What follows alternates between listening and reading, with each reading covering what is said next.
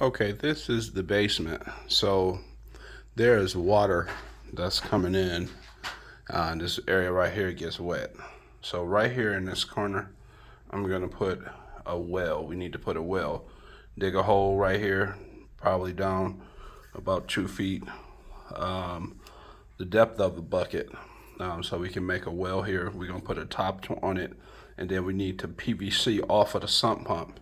So the sump pump is gonna go into that well, and we're gonna pump the water out. Now, I believe I'm looking at this. I'm not exactly sure if this exterior wall where this is facing. These pipes here, and I'm gonna get these in there because this looks like this pipe is insulated. Both of them PVC pipes, and they're going out here.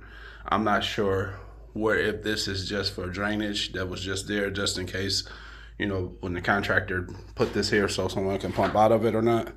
If that's the case, then we can tie into this from here and just, have the water to pump out there, but I'm not sure what that's for. Or if it's vice versa, if that's drainage coming from the outside and it's made to drain into some type of a drain, like a waste line that's inside of this room somewhere. So not sure either way, but we can figure that out. See what the best case is. But if we can't use either of these lines, we're gonna have to punch through the side of the foundation some type of way. I'm thinking this area right here looks like there's probably a little bit more room for a third pipe to go here for us to pipe up, come across, and then come straight across the same area and go out. As far as power for the sump pump, there is no plug here. So it looks like we can run an extension cord somewhere.